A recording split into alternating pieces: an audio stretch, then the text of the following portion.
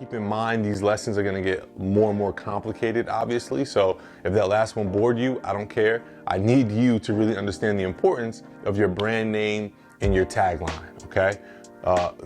3 to 6 sentences or tagline that embodies your core values, your mission statement, and tells your consumer what your company is about. And then obviously a brand name, all right, that matches your audience and everything that you're gonna be providing.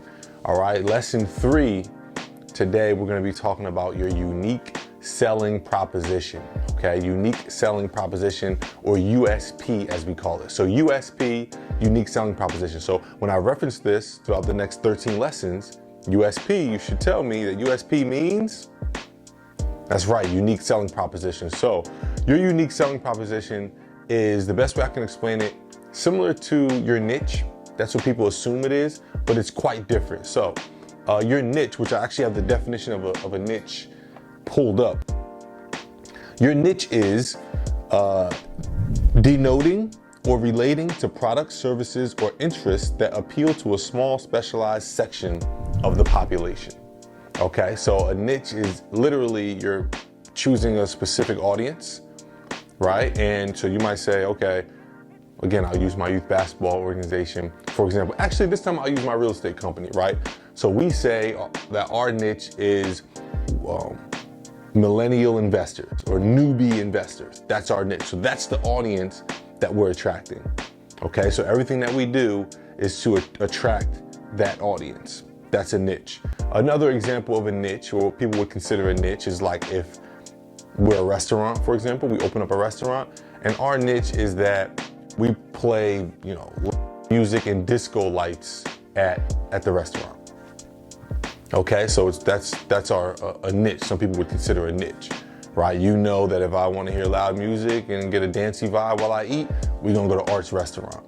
Okay, so even that kind of aligns with an audience, because you want dancey people who don't care about the health of their ears. I don't know, but that's what people would consider a niche. Here's how a unique selling proposition, or USP, is different. A unique selling proposition is something specific that you're selling that others don't have. How is this different from a niche? So we'll say, for example, White Castle, right? Their unique selling proposition is sliders. They don't have full-size burgers, only sliders. So what they're selling is unique. We're not talking about the audience, we're talking about what they're selling, if that makes sense. So unique selling proposition, what you're selling and how it's unique, meaning that people only can come to you to get it. If people want this particular item, they have to come to you. Okay, so again, my unique selling proposition for my real estate company would not be that we target millennial or newbie investors. The unique selling proposition is that we give up to 30% preferred returns for people who have no cash, no credit, or no experience, which happen to be newbie or millennial investors.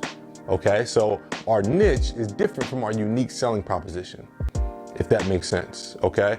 Also, our unique selling proposition might be for, in regards to buying houses, is that we can offer higher offers and close quicker, right? Because we're coming with cash and we have investors or opportunities for financing that others might not have, okay? So that would be particularly our unique selling proposition, versus a niche, which might be, okay, our niche is Somerset County, New Jersey, okay? Or our niche is millennial investors. So don't confuse a unique selling proposition for a niche. Now, why is your unique selling proposition important?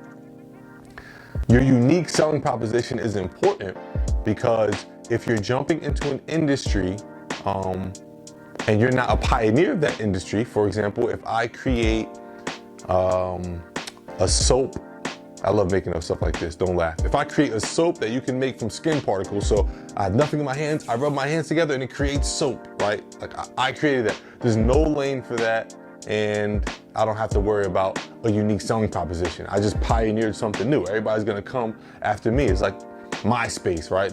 So I don't know if that was the first social network, but it was the first big one, right? They don't have to worry about a unique selling proposition. Now, if I'm opening a barbershop, or a restaurant or a pizza shop, okay, these are things where that market is quite saturated. For example, again, my real estate investing firm. We are not the first real estate investing firm ever. We are not even the first to target newbie investors. Okay, so how are we setting ourselves apart?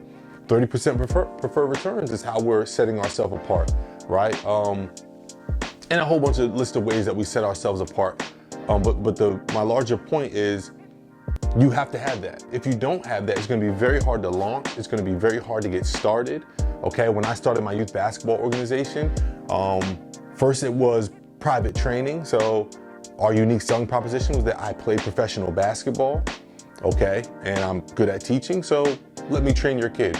As we transitioned into teams, I had no unique selling proposition. The only one I had was that I played professional basketball. So I had to coach every single team for my unique selling proposition to be valid and to set me apart, right, from the next program with teams, right? So I was able to get kids and build an audience because I was the ex-professional basketball player that was actually coaching kids, not just hiring coaches to coach for me, okay? Same thing with the after-school programs. Hey, we have an after-school program. We have a professional basketball player who was just playing professional basketball less than a year or 2 years ago, coming in to teach kindergartners through 5th grade to your school, right? Unique selling proposition. So obviously they ate that up.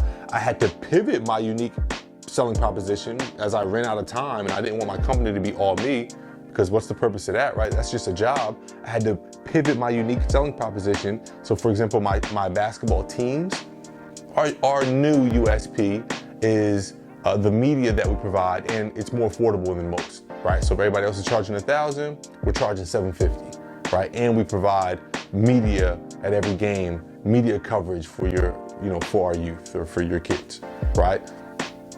That's one example. So in regards to you and your company, it's very important that, okay, I got my brand name, I got my tagline. Now what sets my product apart? Okay, what sets my product apart?